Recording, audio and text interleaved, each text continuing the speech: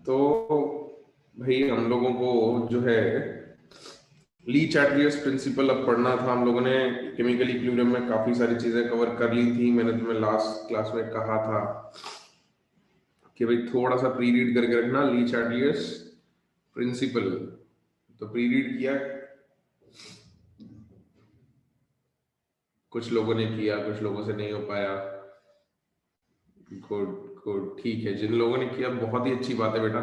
जिन लोगों ने अगर किसी भी कारणवश नहीं कर पाए हैं तो आज की क्लास के बाद जाके जरूर एनसीईआरटी से रीड कर लेना। तो हमारी अगली हेडिंग जो हमको लिखनी है, देख लो एक बार, आप लोगों ने यहाँ तक लिखा होगा note, last point last lecture में यहाँ तक आपने लिखा होगा, राइट। तो इसके आगे हम अगली हेडिंग लिखेंगे अपनी, external factors affecting equilibrium. This is our next heading.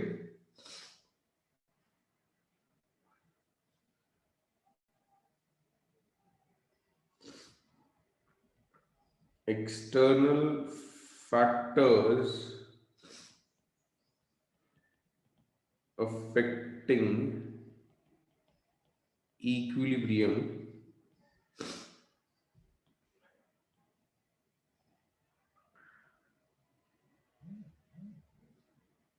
और उसमें हमको पहली सब हेडिंग लिखनी है। आज तो बेटा स्क्रीन दिखना चाहिए, बाकी सबको तो विजिबल है। विजिबल है ना सबको? हाँ, एक बार चेक करो आज तो अपना सेटिंग्स को आप जूम पर, है ना? बिल्कुल, it should be clearly visible. और इसमें अपने को सब हेडिंग लिखनी है ली चार्टलियर्स प्रिंसिपल।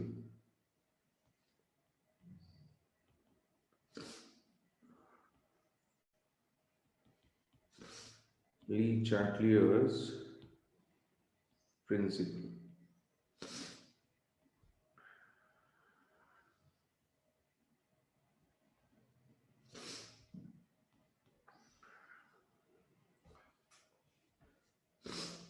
नहीं आस्था, अभी तो नहीं है।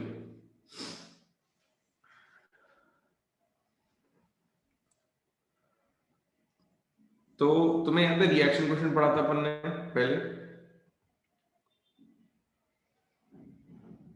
उसमें क्वेश्चन भी किया था अपन ने कि भाई एक इक्विलिब्रियम था जिसमें दो मोल्स थे सब चीजों के, फिर हमने ऊपर से Cl2 ऐड कर दिया था, PCl5 PCl3 Cl2 वाला एक क्वेश्चन किया था, याद आ रहा है सबको?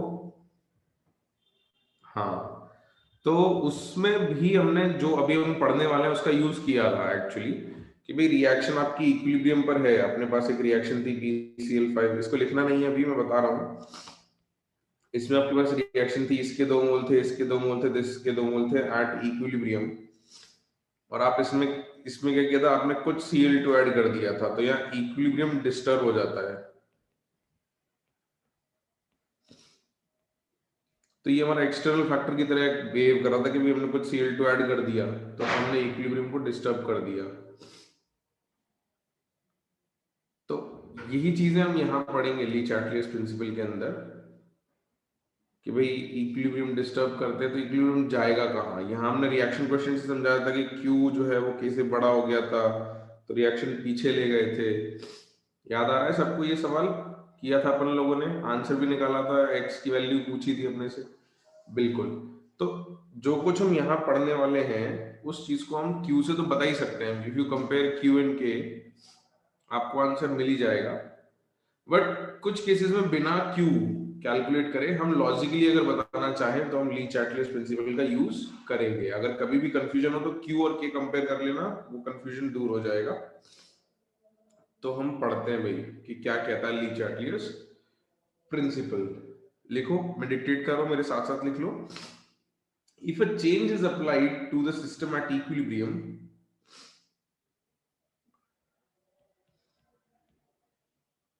if a change is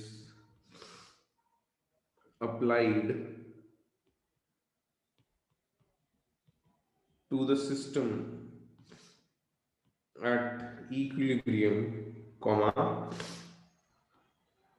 then equilibrium will be shifted in that direction. Equilibrium will be shifted in that direction in which it can minimize, in which it can minimize the effect of change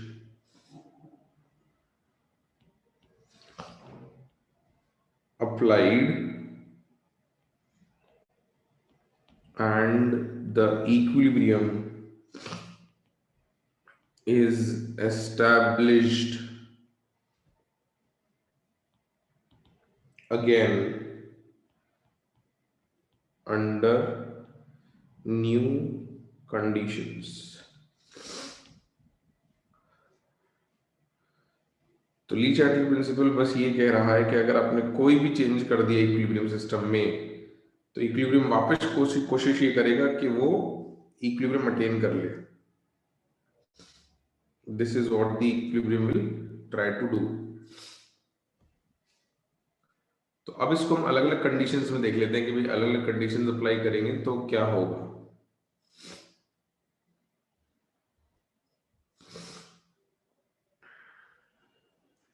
ये लिखा यहां तक सब लोगों ने.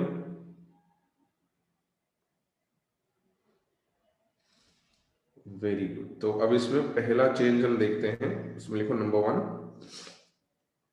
Effect of concentration change. कि अगर हम कॉन्सेंट्रेशन बदलें, इफेक्ट ऑफ concentration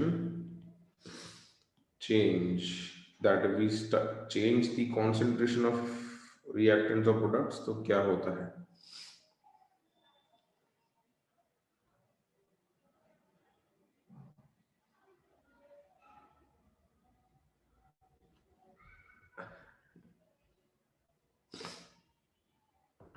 आरुष ये तो मुझे नहीं पता यार. ये सेटिंग्स तो तुम्हारे एंड से ही देखनी पड़ेगी एक बार तुमको.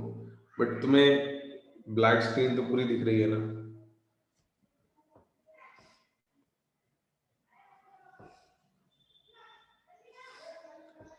हाँ भाई सबने लिखा.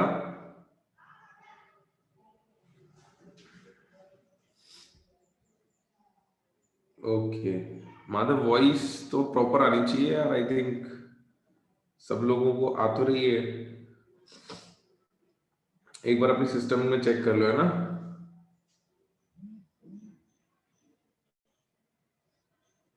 ठीक है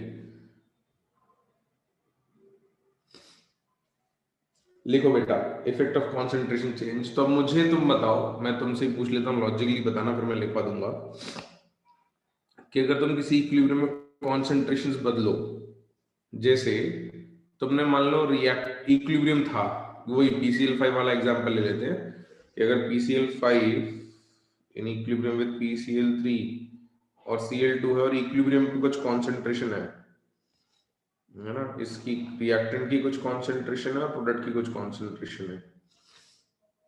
तो अगर मैंने यहाँ रिएक्टेंट की कॉन्सेंट्रेशन बढ़ाई, इक्विलिब्रियम डिस्टर्ब किया, तो इक्विलिब्रियम कहाँ जाना चाहेगा.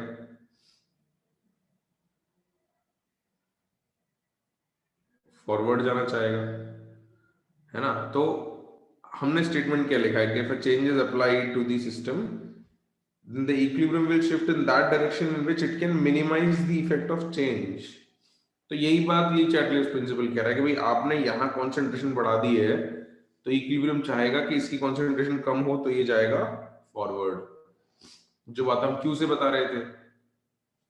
और इसी तरीके से अगर हमने प्रोडक्ट की कॉन्सेंट्रेशन बढ़ा दी तो फिर रिएक्शन कहाँ जाएगा, बैकवर्ड जाएगा. तो इसको हम लिख लेते हैं कि भाई कॉन्सेंट्रेशंस का इफेक्ट क्या होगा. फिर हम इस पे ग्राफ बनाएंगे. That will be something new.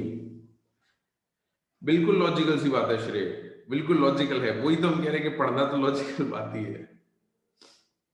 देखो तो ये सब कुछ हम क्यू से बता सकते हैं ना. We can tell all this by Q. लिखो on increasing the concentration of any reactant, on increasing the concentration of any reactant, comma, the reaction goes in forward direction, the reaction goes in forward direction, full stop, on increasing the concentration of any product,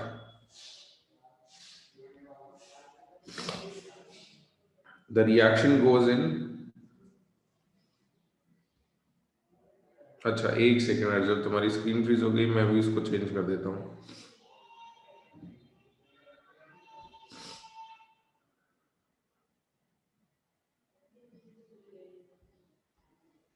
any product,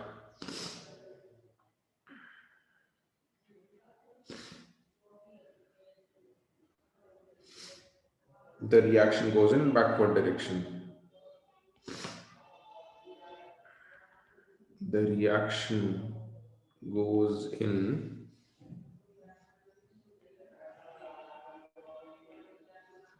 backward direction. और इसमें एक note लिखते हैं,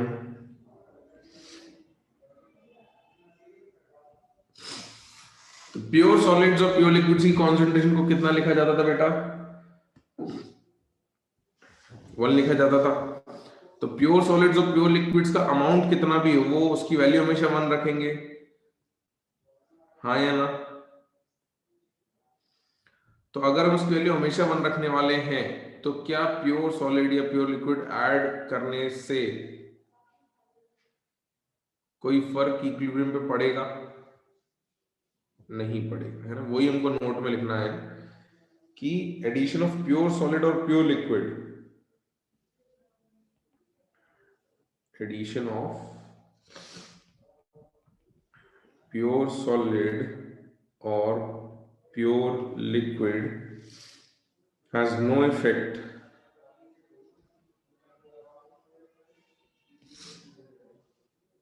on equilibrium conditions, on equilibrium conditions। अच्छा गोपाल, अरे कोई बात नहीं, रिएक्शन क्वेश्चन देख के कर सकते हैं ना इसको अपन। चलो करते हैं अपन, इस पे क्वेश्चन करना स्टार्ट करते हैं और ग्राफ बनाना स्टार्ट करते हैं, मैं समझाऊंगा इसको। अच्छा क्या रौनक, क्या ऐसा क्यों?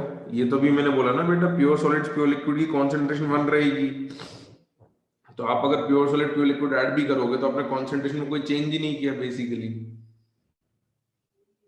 देवांश बेटा ये बातें अपन बाद में कर लेंगे कि तुमको इंदौर आना होगा या नहीं, वो डिपेंड करता है तुम्हारे ऊपर, है ना, कि तुमको आना है या नहीं आना है। ओके, ये बात अपन कर लेंगे, अभी पढ़ लें पहले, क्वेश्चन करना है, क्लास का फ्लो बिगड़ता है।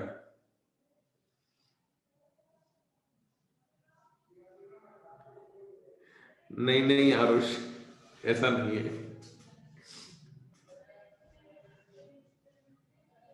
ओके, यहाँ तक लिखा सबने? अभी बाकी बातें सब बाद में, अभी पहले क्वेश्चन करेंगे अपन।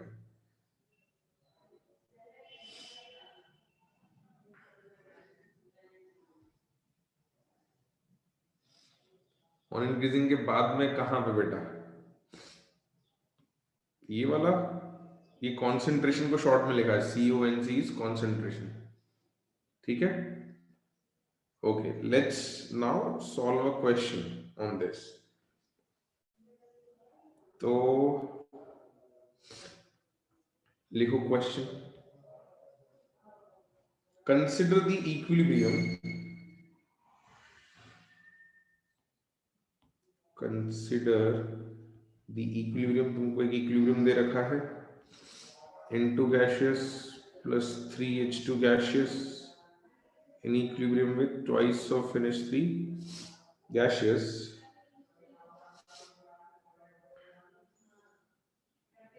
comma, at a time t1 where t1 is greater than 0, equilibrium is attained at a time की जगह एक काम करो, at some time t1 कर दो, at some time t1 where t1 is greater than 0, equilibrium is attained and at some other time t2 where t2 is greater than t1। तो ये लिखने का तरीका है, लेकिन ये बस यही बता रहा है कि इक्विलिब्रियम अटेन होने के बाद की बात है। यहाँ पे इक्विलिब्रियम अटेन हुआ है, उसके बाद का टाइम है t2।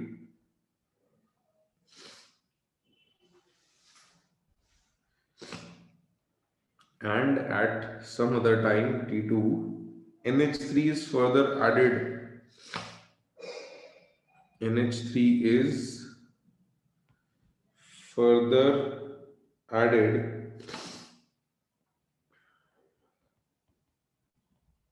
into the system,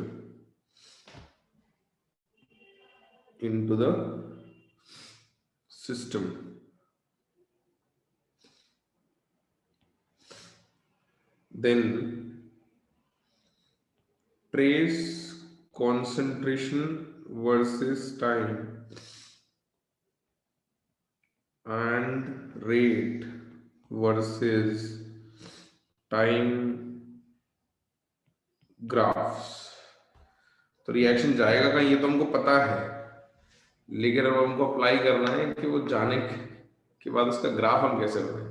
reaction forward या बैकवर्ड तो हम समझ लेते हैं, बट उस चीज को ग्राफ पे कैसे शो करना है वो सीखना है। तो क्वेश्चन लिखो, दो ग्राफ बनाओ और थोड़ा सोचो कि कैसा प्लॉट बनेगा। Try on your own. मैं तुमको स्टार्टिंग पॉइंट्स दे देता हूं कि स्टार्टिंग कॉन्सेंट्रेशंस क्या लेके चलना है, ठीक है। तो हमको कॉन्सेंट्रेशन दी नहीं है, किसी की भी शुरुआत कहां से करी थी, तो स्टार्टिंग के लिए कॉन्सेंट्रेशंस मान लो आपको ऐसे दे रखी हैं दैट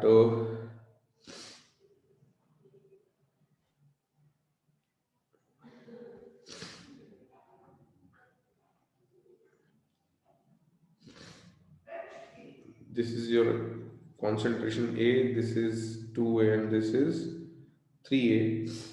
स्टार्टिंग में तुमने N2 और 3H2 ले रखा है, तो मैं स्टार्टिंग पॉइंट्स बता देता हूं तुमको। स्टार्टिंग पॉइंट ये है A एंड 3A। H2 के लिए सॉरी N2 के लिए कॉन्सेंट्रेशन A और H2 के लिए कॉन्सेंट्रेशन 3A। रिएक्टेंट्स की कॉन्सेंट्रेशन ये है। तो अब टाइम के साथ ही कॉन्सेंट्रेशन कहाँ जाएगी, NH3 की T इक्वल टू 0 पे कॉन्सेंट्रेशन 0 है, तो NH3 का T इक्वल टू 0 पर कॉन्सेंट्रेशन ये मैंने ड्रॉ कर दिया। Y एक्सिस पे है कॉन्सेंट्रेशन और X एक्सिस पे है टाइम। तो पेंसिल से थोड़ा ड्रॉ करो, हो सकता है थोड़ी गड़बड़ हो तुमसे, कोई बात नहीं, अपन उसको करेक्ट कर लेंगे, है ना। बट एक बार गिव इट अ ट्राई करो इसको जरा।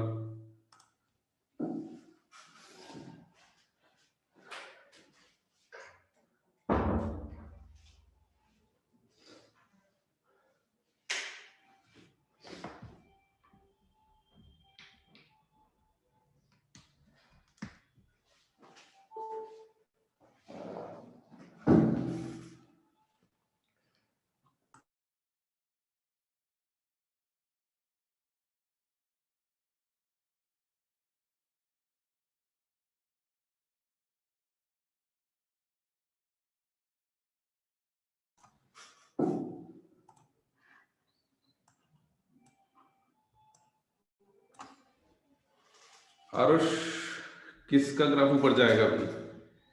अच्छा, मैं तुम सबसे पूछता हूँ, कॉन्सेंट्रेशन किस किस की कम हो रही होगी टाइम के साथ? शुरू में किस किस की कम हो रही होगी?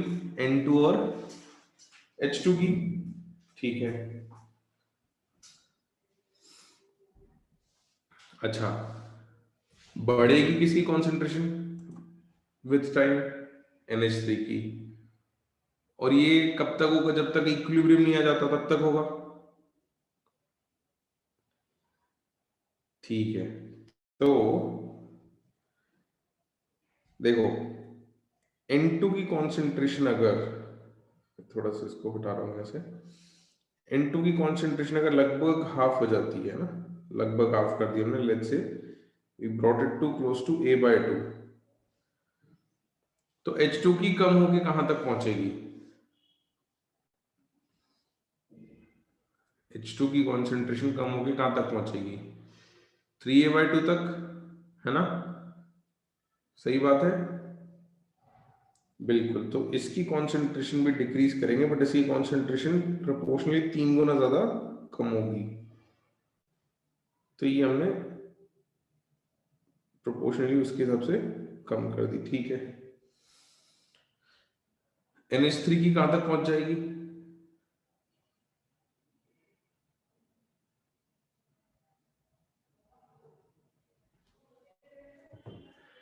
A तक जाएगी ना? हाँ, तो मैं एक काम कर रहा हूं, मैं क्योंकि ग्राफ बहुत क्लोज क्लोज हो जाएंगे, मैं N2 की कॉन्सेंट्रेशन और ज्यादा कम कर देता हूँ। बट ये प्रोपोर्शनलिटी तो समझ में आ गई ना सबको, कि N2 अगर एक खत्म हो रहा है तो H2 3 टाइम्स खत्म होगा, फिर उसका डबल बनेगा, राइट? ये समझ में आता है कि अगर ये खत्म हुआ आपका आधा, अगर ये हाफ खत्म होता है, तो ये इसका 3 टाइम्स खत्म हो जाएगा, यानी 3A में से 3A/2 खत्म हो जाएगा, और ये उसका डबल बनेगा, यानी कि ये बनता A के आसपास, है ना, इसका डबल प्रोडक्ट। तो ऐसा कैसे अपूर्व बेटा? ये स्टोइशियोमेट्री देखो ना रिएक्शन की, देखो ये, देखो रिएक्शन की स्टोइशियोमेट्री, कि N2 अगर एक खत्म होता है तो H2 3 टाइम खत्म होगा, और NH3 उसका डबल बनेगा, है ना, कोफिशिएंट से, बिल्कुल। अब मैं बस ये चाह रहा हूं कि NH3 ग्राफ ऊपर चला जाए, जिससे आगे हम चेंजेस करें तो ग्राफ्स पास पास ना रहे, तो मैं इन ग्राफ्स को थोड़ा और नीचे ले आता हूँ, है ना, changing these graphs a little, कि भाई N2 जो है और H2 जो है वो काफी ज्यादा कम हो जाते हैं, मतलब 90% खत्म हो जाता है, ऐसा कह देते हैं। अरे यार, जब हाफ फिक्स थोड़ी खत्म करम, तो कह रहे हैं कि लेट्स से अगर हाफ खत्म होता तो, है ना, तो मैं अब H2 को और ज्यादा कम कर दिया, लेट्स से 80% 90% हमने उसको कम कर दिया है। तो ये हमारा ग्राफ बन रहा है 80% 90% कम, तो H2 भी काफी कम हो जाएगा, H2 भी अकॉर्डिंगली 80-90% तक कम हो जाएगा, हो जाएगा।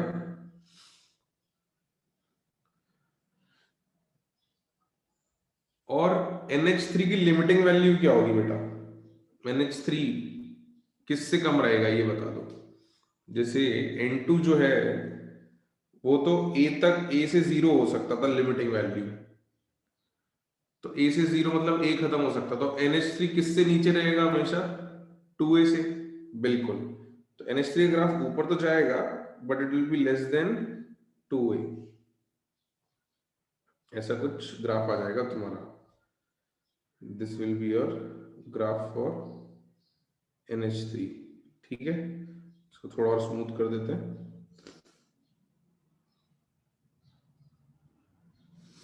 This is your graph for NH3। अब इसमें जिस टाइम पे इक्विलिब्रियम आ रहा है उसको हम T1 कह रहे हैं, तो let's say this is your time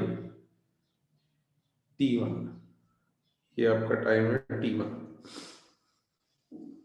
और क्वेश्चन ने कहा है कि at some other time T2 where T2 is greater than T1, यानी कि T2 कहीं यहां पर आएगा, somewhere here.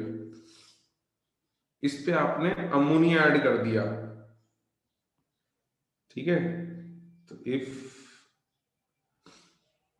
I plot these graphs, ये मैं ग्राफ आगे आगे बढ़ा देता, इक्विलिब्रियम में अगर कोई डिस्टर्बेंस नहीं लाते तो ये ग्राफ सीधे सीधे चलते जाते, सब लोग देखते रहो, बना लेना, मैं टाइम दे दूंगा। अगर इक्विलिब्रियम डिस्टर्ब नहीं करते तो सब ग्राफ सीधे सीधे जाते। लेकिन अब हमने कहा वाई एक्सिस पे कॉन्सेंट्रेशन है बेटा, यश, हमने कहा कि किसी टाइम T2 पर at some other time T2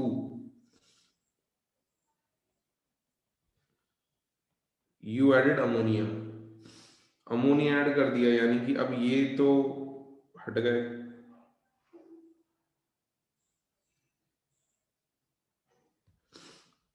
है ना। ये ग्राफ ऐसे होते, these would have gone straight अगर कोई डिस्टरबेंस नहीं होता तो, बट अब तो डिस्टरबेंस आ गया।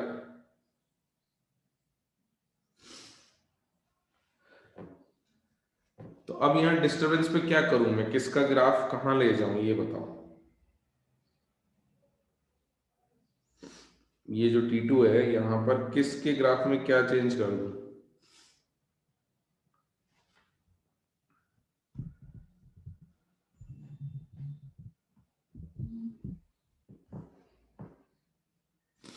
NH3 ऊपर कर दे, है ना। NH3 कॉन्सेंट्रेशन बढ़ाई है हमने, तो एट टाइम T2 आपने NH3 की कॉन्सेंट्रेशन बढ़ा दी, तो NH3 का ग्राफ ऊपर चला गया एट टाइम T2। ये आपके ग्राफ्स थे N2H2 और NH3। ये NH3 है, ये H2 है और ये N2 है। एब्रप्टली ऊपर चला गया, है ना, यहां तक ठीक है। तो इक्विलिब्रियम डिस्टर्ब हो गया, ये हमने इक्विलिब्रियम डिस्टर्ब कर दिया। अब इसके आगे किसकी कॉन्सेंट्रेशन कम होगी, रिएक्शन कहाँ जाएगी। अगर आपने NH3 ऐड कर दिया है तो रिएक्शन कहाँ जाने वाली है, बैकवर्ड्स, न इक्विलिब्रियम अटेन करना है तो पीछे जाएगी। तो अब NH3 कॉन्सेंट्रेशन का क्या करूं मैं, इसके बाद रिएक्शन पीछे गई तो NH3 कॉन्सेंट्रेशन कम करेंगे। अच्छा, NH3 कॉन्सेंट्रेशन कम करेंगे तो यहां किसकी कॉन्सेंट्रेशन बढ़ना शुरू होगी, N2 और H2 की दोनों की बढ़ना शुरू हो जाएगी। तो H2 की भी कॉन्सेंट्रेशन बढ़ेगी और N2 की भी कॉन्सेंट्रेशन बढ़ेगी, ठीक है। तो मैं इन चेंजेस को प्लॉट कर देता हूं, एक बार देख लो। आपने एब्रप्टली NH3 ऐड किया, इसको एब्रप्टली ऊपर किया गया है। अब ये धीरे धीरे बैकवर्ड जाएगा तो इसकी कॉन्सेंट्रेशन कम होगी, इसकी कॉन्सेंट्रेशन कम होगी तो H2 की कॉन्सेंट्रेशन बढ़ेगी और N2 की भी कॉन्सेंट्रेशन बढ़ेगी। तो अब एक बात पे ध्यान देना बच्चों, हमने अमोनिया ऐड किया, ये ऊपर गया, ग्राफ नीचे आया, तो इस इक्विलिब्रियम के कंपैरिजन में ये जो नया इक्विलिब्रियम आएगा, इस पे सब चीजों की कॉन्सेंट्रेशन बढ़ गई या कम हो गई,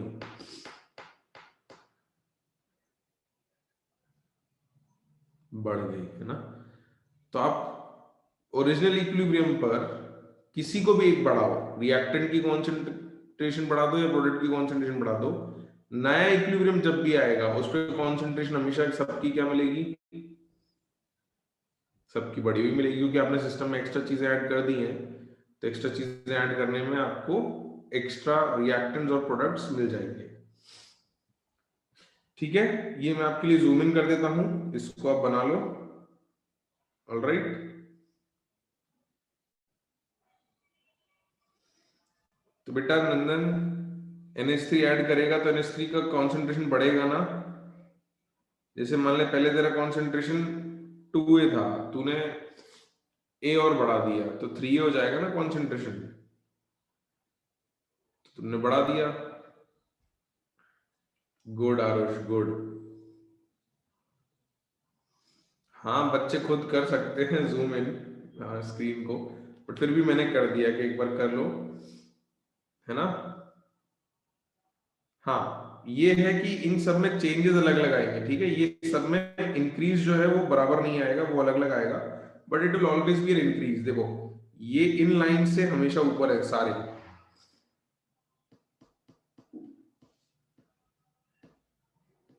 ठीक है। तो बेटा केसी तो चेंज नहीं होता, ऋतुराज भूल गया, सब बताया था कि केसी इज कांस्टेंट। तो जब ये नई कॉन्सेंट्रेशन निकालनी होंगी तो इसका यूज हम केसी से निकालेंगे ना, ये किए हुए सवाल है हमारे। कि हम कुछ ऐड करते थे फिर पता करते थे कि नई कॉन्सेंट्रेशन क्या है, तो वो हम केसी से पता करते थे, है ना।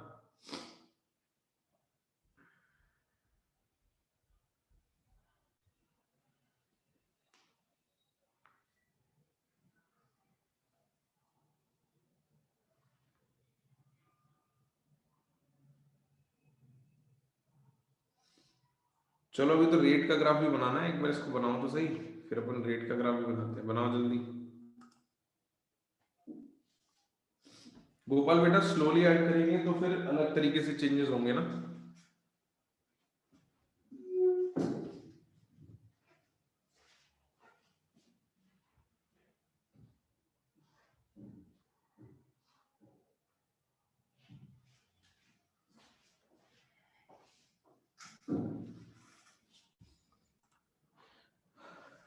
जल्दी बनाओ जल्दी बनाओ, अभी रेट वर्सेस टाइम ग्राफ भी बनाएंगे अपन। वैष्णव बेटा, रिएक्शन क्वेश्चन वाले तरीके से अलग नहीं है, मैंने पहले भी कहा था कि जो चीज अपन रिएक्शन क्वेश्चन से बता सकते हैं वही अपन ली चैटलियर से बता रहे हैं, है ना। दोनों से एक ही बात बता पाएंगे अपन। बना लिया सब लोगों ने?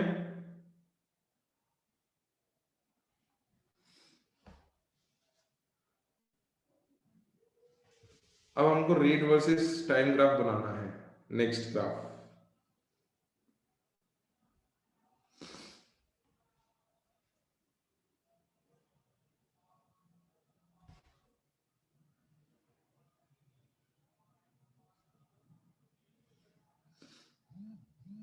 तो आपके पास रेट है y एक्सिस पर और टाइम है x एक्सिस पर। तो एट t इक्वल टू 0 आपने शुरुआत में क्या लिया था? रिएक्टेंट लिया था या प्रोडक्ट लिया था? रिएक्टेंट लिया था। तो रेट फॉरवर्ड की कुछ वैल्यू होगी और प्रोडक्ट बिल्कुल भी नहीं है, तो बैकवर्ड रिएक्शन की रेट क्या होगी? t इक्वल टू 0 पे 0, देयर इज नो प्रोडक्ट, तो बैकवर्ड रिएक्शन हो ही नहीं सकती है, तो रेट बैकवर्ड इज 0। अब टाइम के साथ रिएक्शन आगे बढ़ेगा, रिएक्टेंट कम होता जाएगा, रिएक्टेंट कम होगा तो रेट ऑफ फॉरवर्ड रिएक्शन क्या होगी बेटा?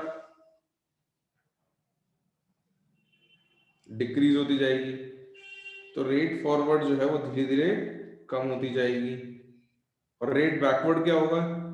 प्रोडक्ट बनता जा रहा है, बढ़ती जा रही है उसकी कॉन्सेंट्रेशन, तो रेट बैकवर्ड बढ़ती जाएगी।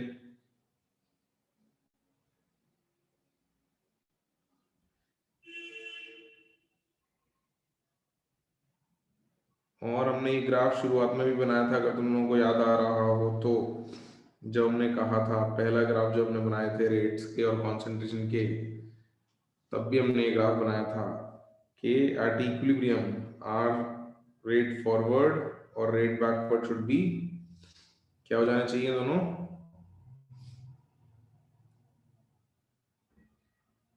इक्वल, है ना। Rate forward rate backward equal हो जाना चाहिए, पढ़ा था अपन ने। तो जिस टाइम पर इक्विलिब्रियम आया था पहली बार उसको हमने कहा था time t1, this was your time t1। और अगर हम डिस्टर्ब नहीं करते तो ये इक्विलिब्रियम इसी तरीके से चलता रहता, ठीक है। लेकिन हमने किसी टाइम t2 पे फिर डिस्टरबेंस किया था, टाइम t2 पर हमने कुछ डिस्टरबेंस क्रिएट किया था, तो ये लाइंस जो हैं ऐसे जानी चाहिए थी, बट हमने इसमें कर दिया डिस्टरबेंस क्रिएट। तो अब इसके आगे डॉटेड लाइन है। अब ये बात बताओ, जैसे इस रीजन में तो R F is equal to R B आ गया, इक्विलिब्रियम है, rate forward rate backward equal है, बना लेना, अभी स्क्रीन पे देख लो, मैं टाइम दे दूंगा। तो मुझे ये बताओ बच्चों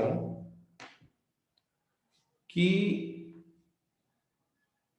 इनमें से अगर तुमने रिएक्टेंट ऐड कर दिया, NH3 ऐड कर दिया, तो कौन सी रेट बढ़ेगी उसी मोमेंट पे, फॉरवर्ड या बैकवर्ड? तुमने रिएक्टेंट बढ़ाया है, तो रिएक्टेंट बढ़ाओगे तो कौन सी रेट बढ़ेगी भाई? रिएक्टेंट ज्यादा होगा तो किस तरफ की रेट बढ़ेगी? रिएक्शन कहाँ जाएगी? फॉरवर्ड जाएगी ना नेट, है ना? अमोनिया ऐड किया है, रिएक्शन फॉरवर्ड जाती है नेट। एक सेकेंड, हमने ऐड क्या किया था? रिएक्शन क्या लिखी थी? एक सेकेंड एक सेकेंड, हमने रिएक्टेंट ऐड किया है, प्रोडक्ट, हमने प्रोडक्ट ऐड किया है, ठीक है, हमने प्रोडक्ट ऐड किया है, सॉरी। तो अगर प्रोडक्ट ऐड कर दिया तो किसकी रेट बढ़ जाएगी? किसकी रेट बढ़ेगी? प्रोडक्ट ऐड किया है तो रिएक्शन कहाँ जाएगी? बैकवर्ड। तो रेट बैकवर्ड बढ़ेगी हमारी। तो रेट बैकवर्ड तो बढ़ गई उसी इंस्टेंट पे। क्या उसी इंस्टेंट पे इमीडिएटली रेट फॉरवर्ड बढ़ेगी क्या? बड़ी होगी क्या? नहीं होगी। तो रेट बैकवर्ड तो बढ़ा दी हमने, बट रेट फॉरवर्ड उतनी रही। अब रिएक्शन पीछे जा रहा है तो प्रोडक्ट कम होगा, प्रोडक्ट कम होना शुरू होगा तो रेट बैकवर्ड क्या होगी? कम होना शुरू होगी, और रेट फॉरवर्ड बढ़ना शुरू हो जाएगी। तो नए इक्विलिब्रियम पर ये this is your new equilibrium. ये पिछले ग्राफ में भी हम बता सकते थे कि जहां पे कॉन्सेंट्रेशन दोबारा कांस्टेंट हो जाती हैं वो न्यू इक्विलिब्रियम हो जाता है। अरे स्क्रीन फ्रीज नहीं है, मैं बता देता हूँ एक बार और आपको, इसको लिख के और समझा भी देता हूँ, आर बी और आर एफ, और यहाँ वापस से R F is equals to R B new equilibrium पर। एक बार इसको बना लो, मैं इसको रिएक्शन लिख के भी समझा दूंगा आपको। इमीडिएटली नहीं पड़ेगा बेटा, अलग अलग कलर से बना दूं? हाँ चलो ठीक है, तुमको थोड़ा सा क्लियर दिख जाएगा, अलग अलग कलर से बना देता हूँ।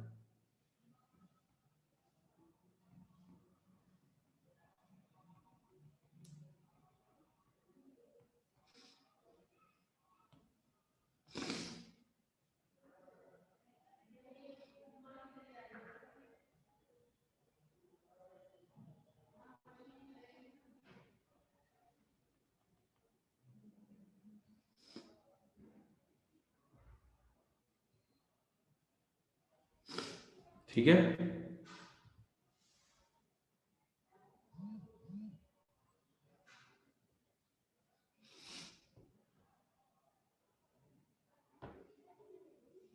बेटा माधव रेट फॉरवर्ड बनना नहीं बोल रहा हूं मैं, रेट फॉरवर्ड बढ़ना, इंक्रीज होना, बना नहीं रहे।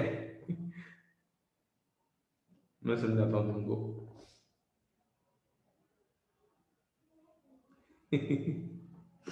अरे सुशांत,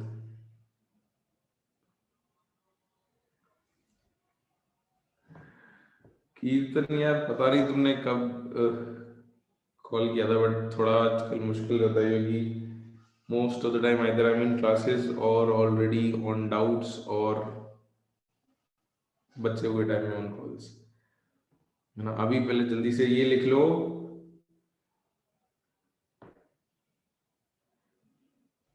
है ना? अपन इसको समझते हैं। नहीं नंदन,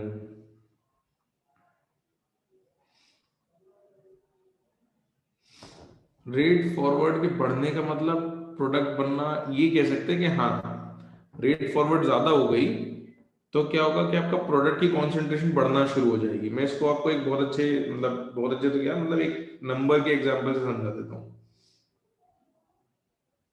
एक बार लिख लो, बना लो, मैं समझा देता हूँ। सबने बना लिया?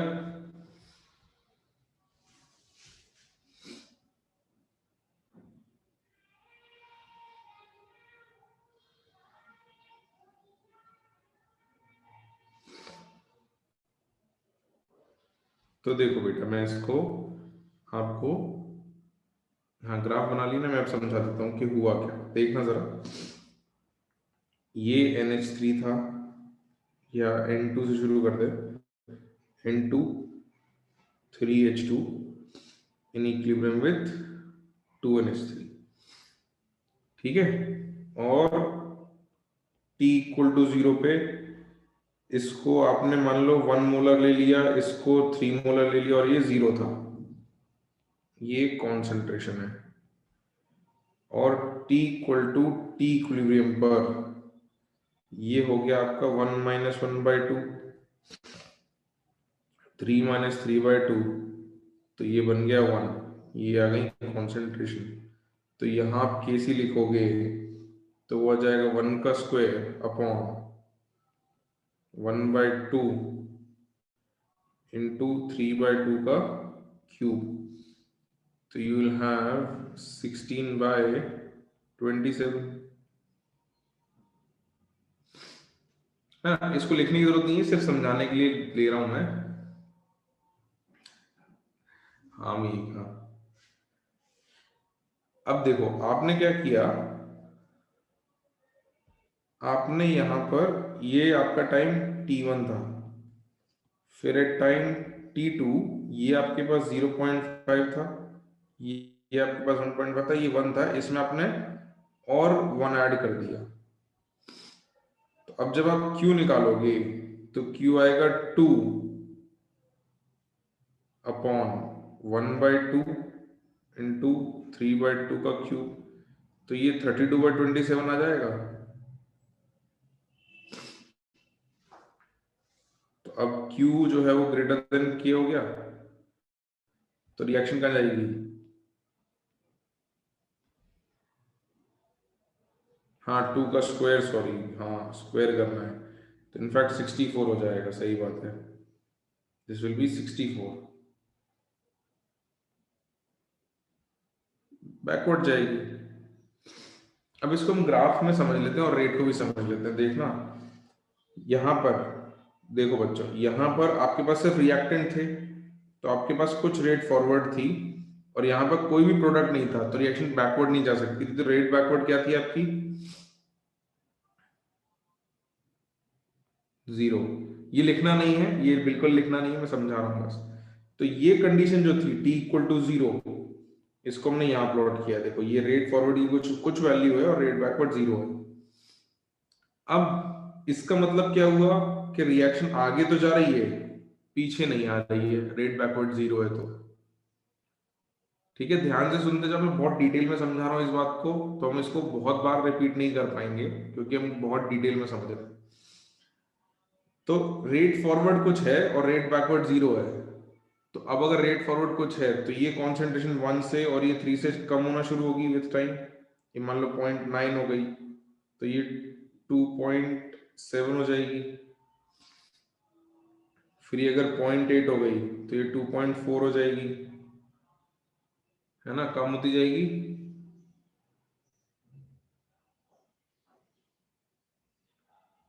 कोई तो रिप्लाई करो।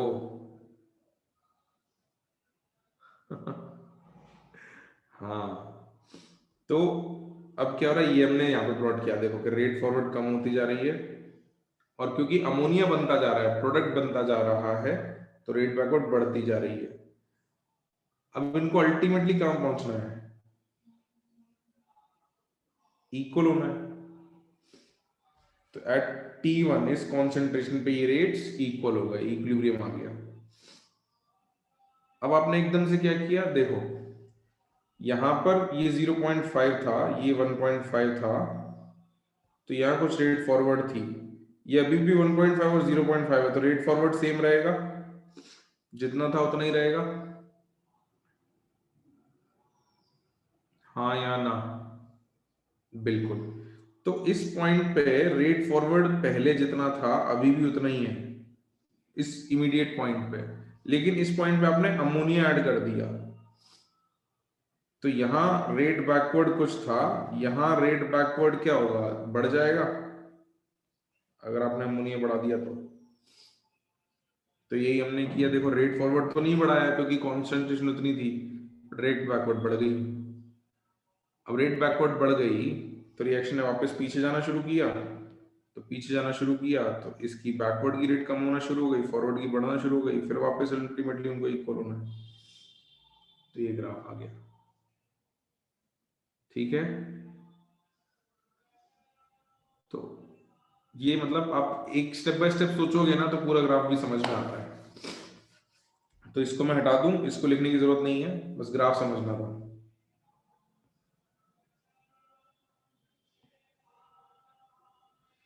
चलो आगे पढ़ते हैं अपन लोग और चीजें। बस ये इसी तरीके से लॉजिकली धीरे धीरे सोचना सीखना है आपको कि कैसे लॉजिकली हम चीजों का आंसर दे सकते हैं। तो मैं अब आपसे एक क्वेश्चन पूछ लेता हूं। समझ आ गया सब? Very good very good. Next question लिखो बेटा। Question,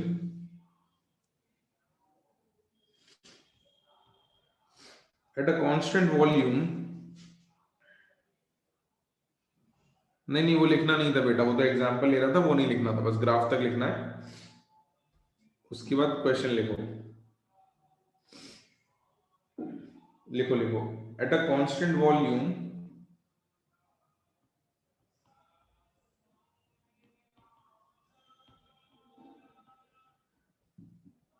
at a constant volume, comma, by changing which factors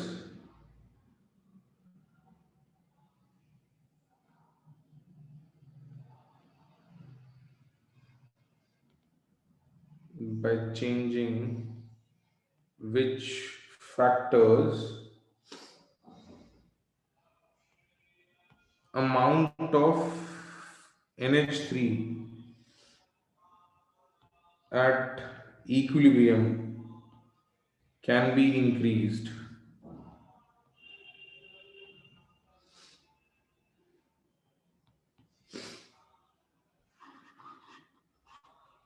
इनमें से कौन कौन से फैक्टर्स को चेंज करके हम इक्विलिब्रियम पे जो कॉन्सेंट्रेशन है उसको बढ़ा सकते हैं अमोनिया की? Options are A by adding N2,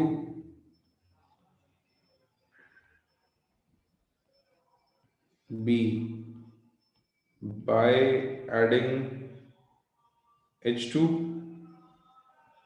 C by adding NH3, या फिर D by removing NH3।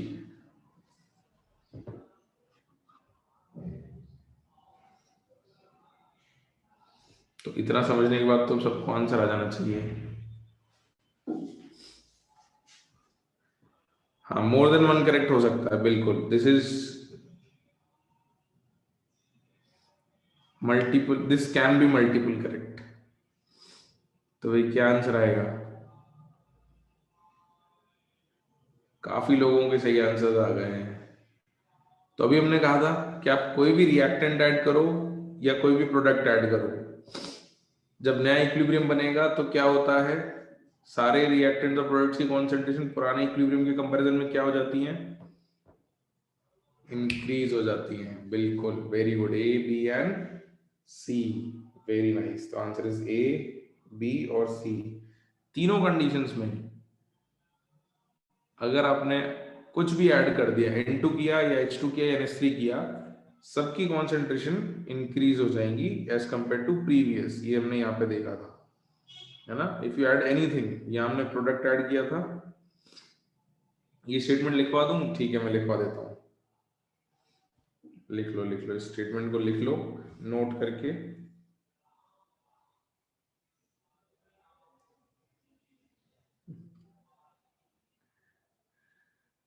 नहीं बेटा, अगर तुमने कोई चीज रिमूव कर दी तो नेट कॉन्सेंट्रेशन तो कम हो जाएगी ना।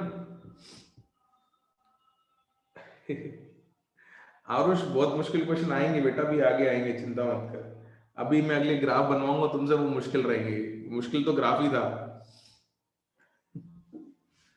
है ना? तो अगर तुमने कोई भी चीज रिमूव कर दी तो नए इक्विलिब्रियम पे कॉन्सेंट्रेशन कम हो जाएंगी ना, बढ़ नहीं सकती ना। तुम खुद ही सोचो, तुमने टोटल अमाउंट कम कर दिया, तो टोटल अमाउंट कम कर दोगे तो जब नया इक्विलिब्रियम बनेगा तो कॉन्सेंट्रेशन कम ही आएंगी।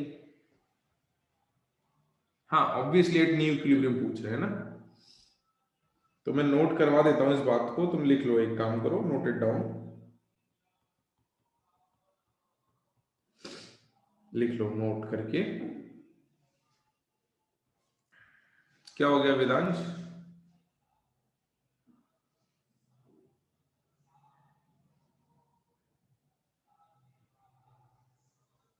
नहीं नहीं पुराना दिन, तुम सिर्फ एंड टू ऐड करोगे तो भी रिएक्शन फॉरवर्ड जाएगा ना। क्यों तो बढ़ा ही दिया तुमने, जैसे Cl2 वाले केस में हुआ था, बैकवर्ड गया था रिएक्शन में, सिर्फ Cl2 ऐड किया था तो रिएक्शन बैकवर्ड गया था।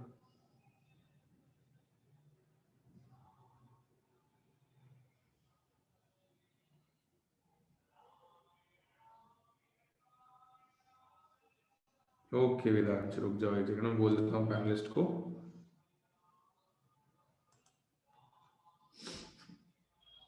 लिखो note.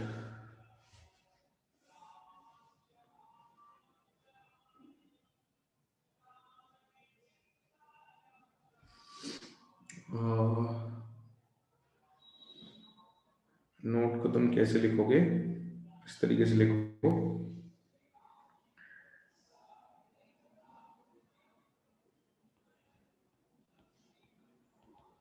on adding any reactant at equilibrium conditions, comma, the concentration of products at new equilibrium will be higher than their concentration at previous equilibrium। तो तुमने अगर कोई भी रिएक्टेंट ऐड कर दिया, अरे हाँ हाँ भाई रुक जाओ, अरे कर देता हूँ तुम लोग यार, रुक जाओ, मेरे को मिल गया। जब मैं यस नो पूछता हूँ तो किसी का रिप्लाई नहीं आता, और जब मैं यस नो नहीं पूछता हूँ तो सबके मैसेज आता है, सबका।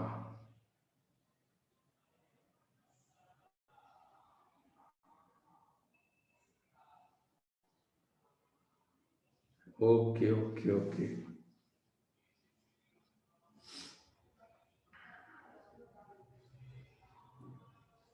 ठीक है कि on adding any reactant at equilibrium conditions, the concentration of products at new equilibrium will be higher than the concentration at previous equilibrium। Okay Daksh, ठीक है, कोई दिक्कत नहीं है।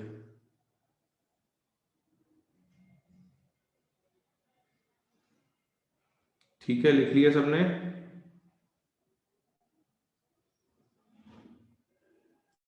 दिस वाज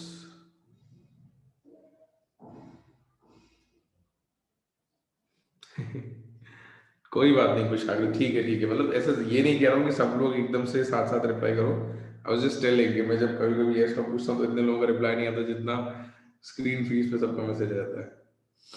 हाँ, अब अगर इसका इनवर्स भी ट्रू हो जाएगा, एंड वाइस वर्सा लिख दो, चलो अगर तुमको इसका एंड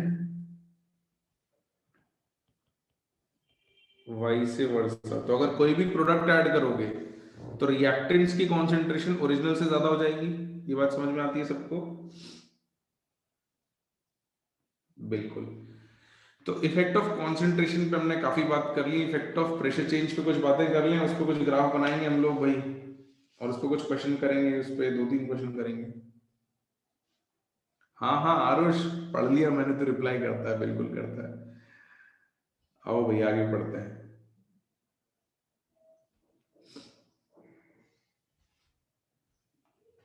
चलो तो लेट्स मूव अहेड। नेक्स्ट लिखो second effect of pressure change.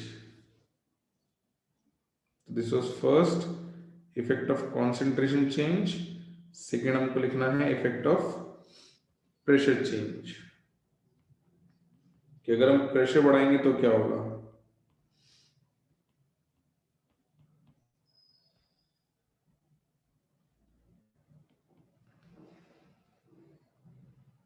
या प्रेशर कम भी कर सकते हैं, जरूरी नहीं बढ़ाया ही जाए, बट अगर प्रेशर बदला जाए तो क्या होगा? अरे श्री, काम की बात कर लें।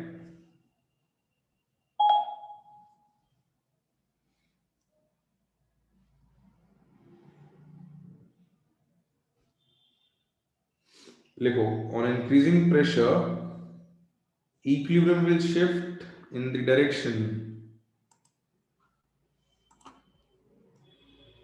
on increasing the pressure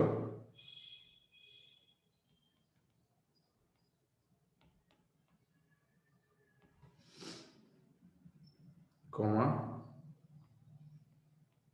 equilibrium will shift in the direction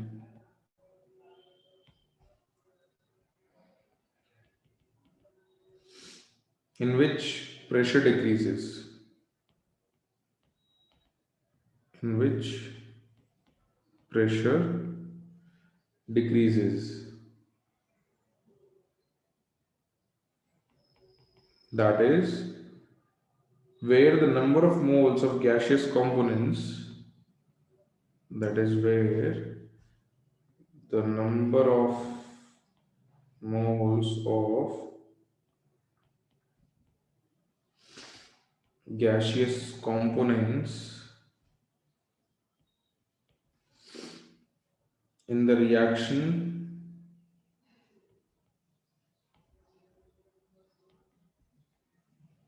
are less, and vice versa, and vice versa.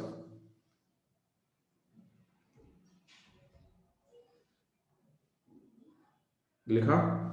इसको अल्टरनेटिवली एक तरीके से और कह सकते हैं, नेक्स्ट लाइन में, alternatively on increasing pressure, comma, the reaction goes in that direction,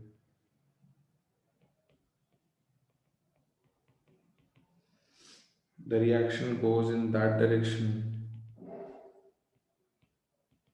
in which volume of the system decreases, in bracket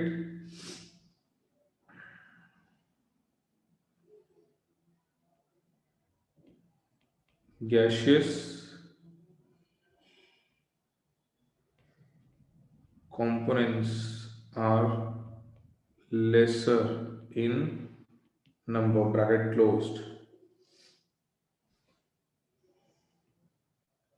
and vice versa.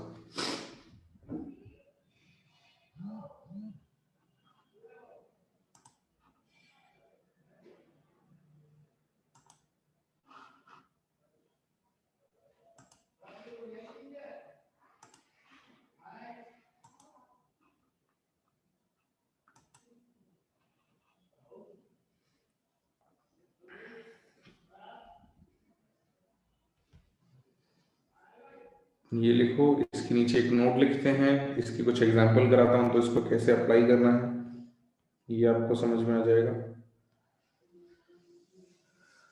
तो note, if in an equilibrium process, if in an equilibrium process delta Ng is equals to 0, then there is no effect of pressure or volume change on the equilibrium position, on the equilibrium position. अब हम इस पे question कर लेते हैं। Question,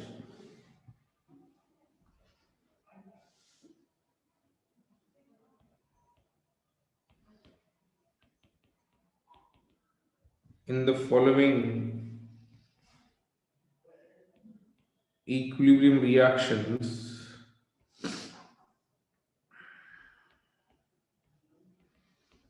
predict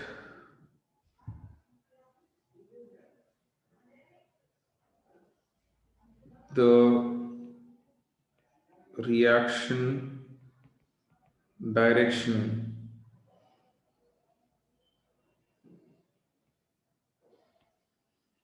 for the change applied। तो तुमको reaction दे रखी है,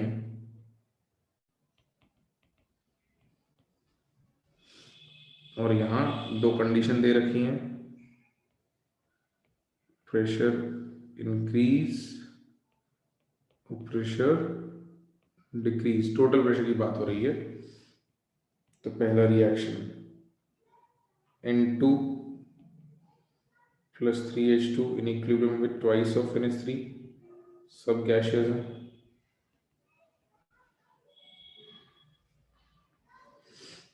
दूसरा reaction H2 plus I2 in equilibrium with twice of HI,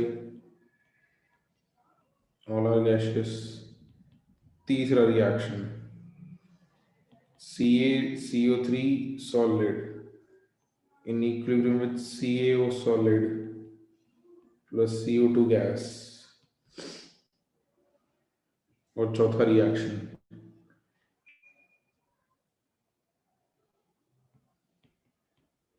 NH4HS solid in equilibrium with NH3 gas and H2S gas।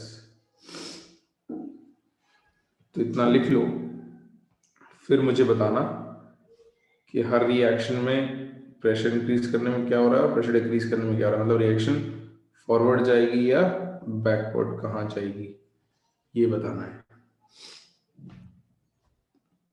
तो लिख लो, उसके बाद मैं तुमसे कुछ क्वेश्चंस पूछूंगा, उसके बाद तुम जवाब देना कि क्या होता है।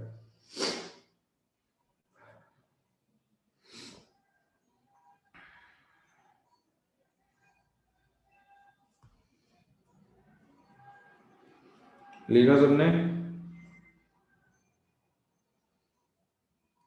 सबने लिख लिया?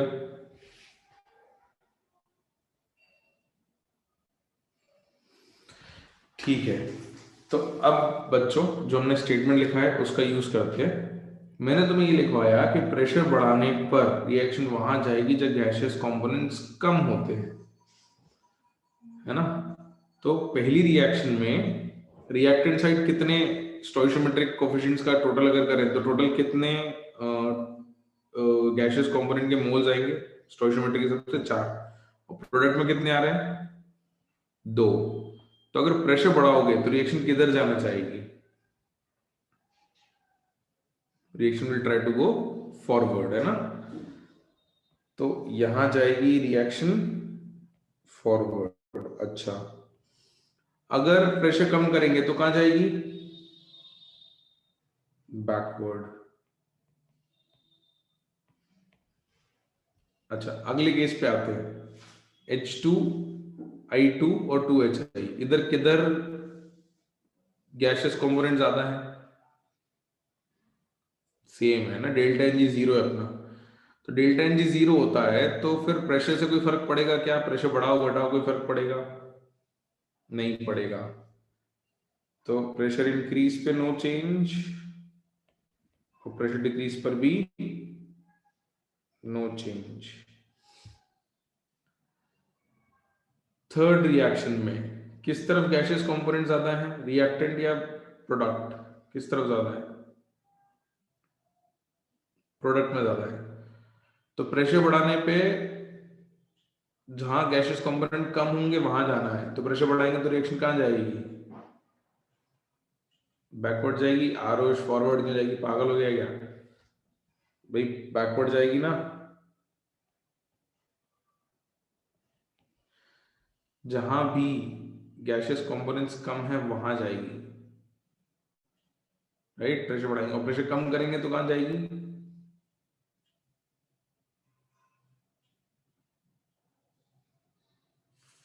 फॉरवर्ड, बिल्कुल। हाँ बेटा, तो रिएक्टेंट में गैसियस कंपोनेंट नहीं है तो गैसियस कंपोनेंट कितने हैं? 0। और यहाँ गैसियस कंपोनेंट कितने हैं? 1। डेल्टा एन जी निकालना सीखा था ना अपन ने, भूल गए? सीखा था ना डेल्टा एन जी। तो यहाँ डेल्टा एन जी क्या आ रहा है? -2। और यहाँ डेल्टा एन जी क्या आ रहा है? +1।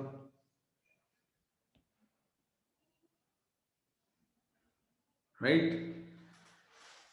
हाँ, तो इसको लॉजिकली भी सोच सकते हो, देखो इस तरीके से सोच सकते हो। ये आपका कंटेनर है ना, सुनना बच्चों बात को। इस पे आपने प्रेशर बढ़ाया, प्रेशर बढ़ाया तो यहाँ कुछ गैस थी और यहाँ सॉलिड था। प्रेशर बढ़ाओगे तो गैस कंप्रेस होगी, गैस कंप्रेस होगी तो उसकी टेंडेंसी किस में जाने की ज्यादा हो जाएगी? सॉलिड में। इस तरीके से आप इसको समझ सकते हो, याद रख सकते हो। देखना वैसे क्यू और केसी से ही होता है, बट याद रखने का एक तरीका बता रहा हूं। और अगर प्रेशर कम करते हो, यानी कि गैस को जगह मिल रही है, तो सॉलिड किस में जाएगा? गैस में। तो उस तरीके से तुम याद रख सकते हो। In that manner you can remember this effect. बाकी बहुत सिंपल ही है, इतना सा याद रखो, इतना सा याद रखो बस, कि प्रेशर बढ़ाने पर रिएक्शन वहां जाएगी जहां गैसियस कंपोनेंट कम है। ठीक है, on increasing pressure reaction goes where the gaseous components are less. इतना सा याद रखो, आसानी से काम हो जाएगा। चलो, तो अब अगले वाले का आंसर बताओ भाई। अब मैं कम चीजें बताऊंगा तुमको, सीधे आंसर बताओ। प्रेशर इंक्रीज करने पे कहाँ जाएगी ये? बैकवर्ड। तो प्रेशर कम करने पे फॉरवर्ड, बिल्कुल। अच्छा, मुझे एक चीज और बता दो। जब तुमने सिस्टम पे प्रेशर बढ़ा दिया, उसकी वॉल्यूम कम कर दी, तो जो कॉन्सेंट्रेशंस हैं उनका क्या हो गया? अगर तुम्हारे पास इक्विलिब्रियम था और उसमें तुमने प्रेशर बढ़ा के वॉल्यूम आधी कर दी, मान लो, let's say you increase the pressure and you decrease the volume, तो गैसेस की कॉन्सेंट्रेशन क्या हो जाएगी? सॉलिड्स पे तो कोई फर्क नहीं पड़ेगा, देखो सॉलिड्स की कॉन्सेंट्रेशन तो जो है वो है, बाकी गैसेस की कॉन्सेंट्रेशन का क्या हो जाएगा? बढ़ जाएगी। वॉल्यूम कम करोगे तो कॉन्सेंट्रेशन बढ़ेगी ना बच्चों, है ना। इक्विलिब्रियम पे नहीं बोल रहा हूँ, जस्ट आपने प्रेशर बढ़ा दिया है तो फिर इक्विलिब्रियम आएगा तब की बात बाद से करेंगे, है ना। तो इक्विलिब्रियम की बात नहीं कर रहा हूँ मैं, ये बस ये कह रहा हूँ कि इक्विलिब्रियम पहले था।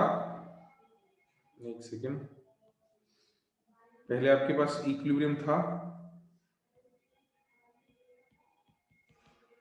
यहाँ कुछ सॉलिड था, यहाँ कुछ गैस थी, आपने प्रेशर डबल कर दिया, वॉल्यूम हाफ कर दी, तो कॉन्सेंट्रेशन गैस की बढ़ गई। तो क्यू बढ़ा दिया हमने, मान लो जैसे यहाँ की बात कर लें तो हमने इसकी कॉन्सेंट्रेशन बढ़ा के क्यू सी इंक्रीज कर दिया।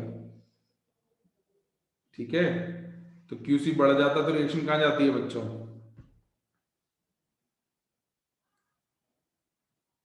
कहाँ जाती है रिएक्शन? बैकवर्ड, है ना। आता वो वहीं से है, पूरा क्यूसी केसी से, बट हमने इतने सारे स्टेप्स को थोड़ा अवॉइड करके डायरेक्ट लिखना सीख लिया, कि हर बार इतना सोचेंगे कि कॉन्सेंट्रेशन किसकी बढ़ रही है, क्यूसी बढ़ रहा है कम हो रहा है, उससे हमने इतने स्टेप्स को हटा के डायरेक्ट रिजल्ट लिख दिए। ठीक है।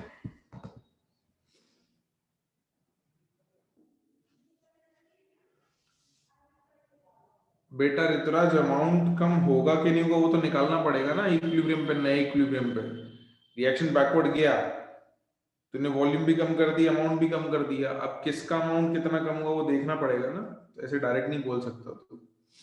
चलो, तो अब इस पे कुछ क्वेश्चन कर लेते हैं अपन।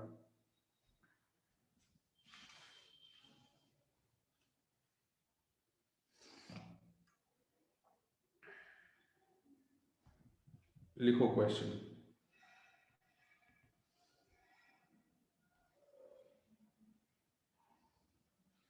For a given equilibrium process,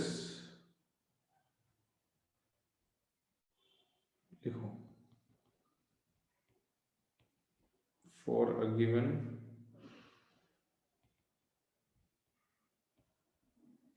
equilibrium process, CaCO3 solid in equilibrium with CaO solid plus CO2 gas,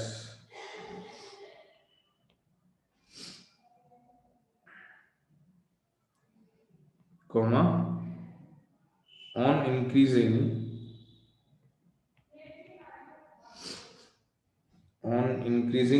pressure on the system,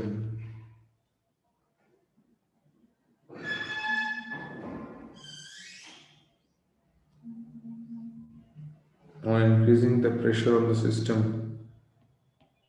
comma, select the correct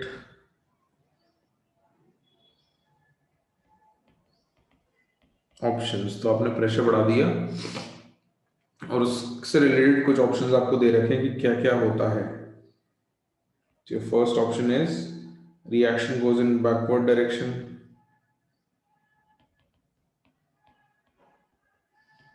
और सारे ऑप्शन ध्यान से देखना, आपको थोड़ा सोचना भी पड़ेगा, कुछ नया है इसमें। कुछ ऑप्शंस तो आपको डायरेक्ट दिख जाएंगे बट कुछ जगह आपको सोचना पड़ेगा। Number of moles of CO2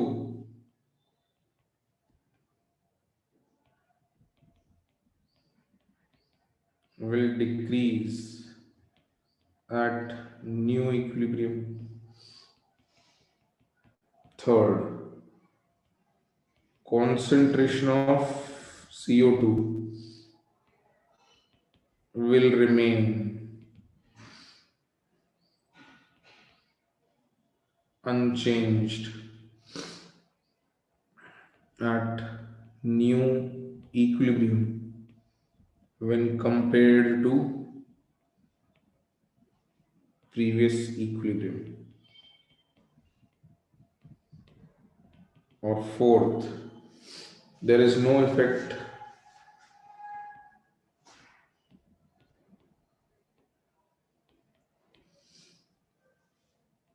of pressure on equilibrium.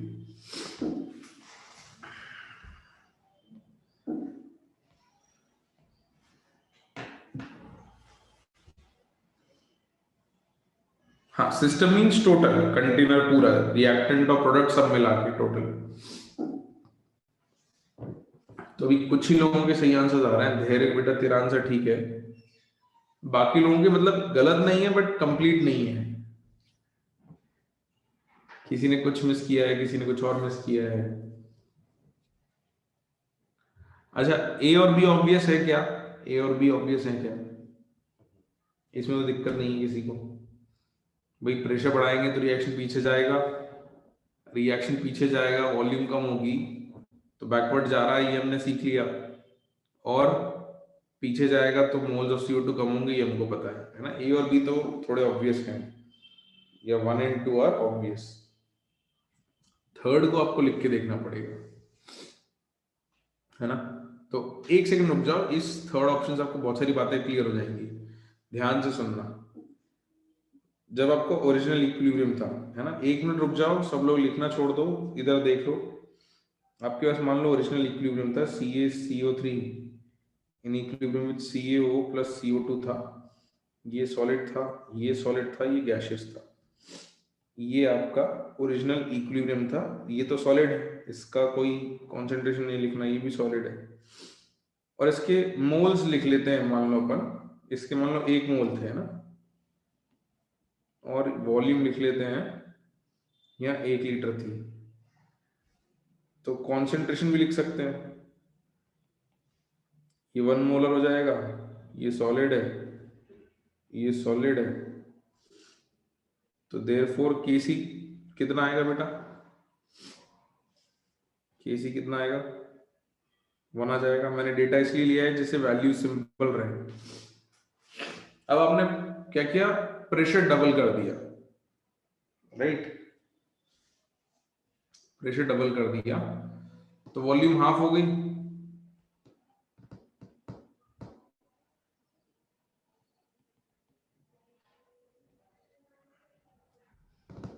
तो वॉल्यूम मैंने 0.5 लीटर कर दी। इसके मोल्स मुझे पता करने हैं, तो ये 1 में से कुछ खत्म होंगे, मुझे नहीं पता कितने खत्म होंगे। ये सॉलिड है और ये सॉलिड है, तो यहां जब मैं केसी लिखूंगा नए केस में तो वो क्या आ जाएगा, 1 माइनस एक्स बाय 0.5 आएगा। सुनना ध्यान से, मोल्स अपॉन वॉल्यूम आएगा। और केसी तो जितना होता है उतना ही रहता है, KC does not change by changing pressure, तो इसकी वैल्यू कितनी आएगी, 1। तो x की वैल्यू 0.5 आ जाएगी यहाँ पे। देयरफॉर कॉन्सेंट्रेशन कितना आएगा, वापस 1। ऐसे भी देख सकते थे आप, ऐसे भी देख सकते थे कि Kc is concentration of CO2 which is constant equilibrium पे। तो मोल्स तो कम हुए, मोल्स गॉट डिक्रीज्ड, एक की जगह मोल्स आधे हो गए नए इक्विलिब्रियम पे, बट वो आधे इसलिए हुए क्योंकि वॉल्यूम भी आधी हुई थी, तो कॉन्सेंट्रेशन या Kc उतना ही लाना था अपने को। तो इस केस में particularly concentration of CO2 remains unchanged। ठीक है, तो इसलिए मैंने कहा था कि थर्ड ऑप्शन जो है इसको थोड़ा सा आपको देखना पड़ेगा। आप इसको थोड़ा सोचोगे तो आपको काफी सारी चीजें नहीं पता चलेंगी। वॉल्यूम हाफ क्यों ही रहा, क्योंकि मैंने प्रेशर को डबल कर दिया था, है ना। सेम कंडीशंस ऑफ टेम्परेचर पर अगर प्रेशर डबल करो तो वॉल्यूम हाफ होती है, याद है gaseous state P proportional to V होता है।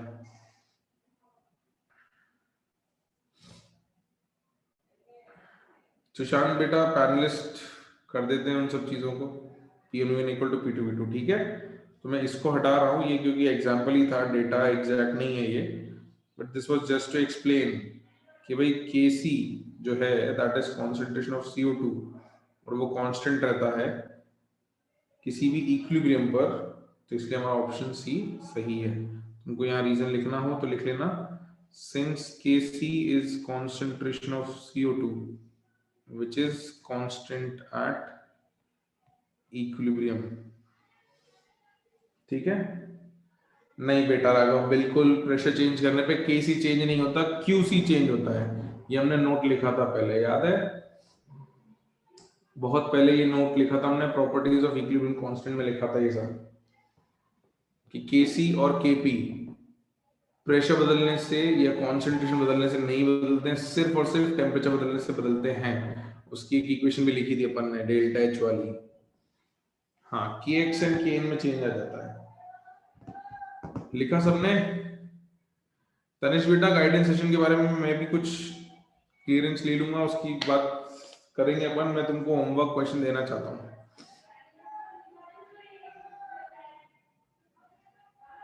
केसी तो कांस्टेंट रहेगा बेटा, केसी इज कांस्टेंट, उसमें दिक्कत नहीं है ना। KC is constant as long as your temperature is constant, ये हर केस में KC is constant as long as temperature is constant, but KC का एक्सप्रेशन अलग अलग हो सकता है। नेक्स्ट क्वेश्चन, ये होमवर्क रहेगा।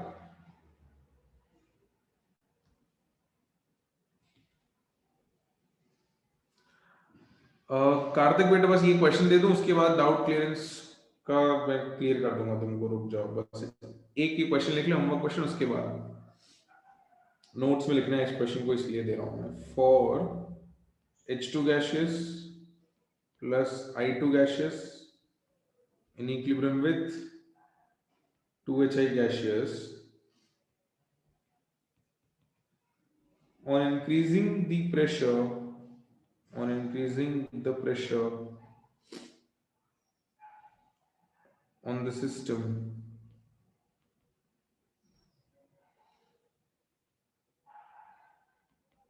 आइसोथर्मली का मतलब क्या होता है बच्चों, पता है किसी को? आइसोथर्मली मतलब एट सेम टेम्परेचर, बिल्कुल, एट कांस्टेंट टेम्परेचर। तुमने टेम्परेचर नहीं बदला है, इसका मतलब Kp और Kc कांस्टेंट है। Select the correct observations. तो आपने सिस्टम पे प्रेशर बढ़ा दिया और आपको ऑब्जर्वेशंस क्या क्या सही होंगे वो बताने हैं। लिखो ए, concentration of all components increases. P, rate of forward and backward reaction remains unchanged. C, rate of forward and backward reaction increases, but rate forward is equals to rate backward. Or D, concentration of H2 increases, but that of HI decreases. ये question आपके लिए homework है, और आपको pre read करना है effect of temperature and effect on physical equilibrium. Homework pre read effect of temperature and effect on physical equilibrium. ठीक है? हाँ, मोर देन वन करेक्ट है, more than one options can be correct. Apoorv मैं भेज दूंगा, आप काफी कुछ कर सकते हो। I just check the number of question that you can do from your modules and I will send it. Okay? हाँ कुशाल, बिल्कुल।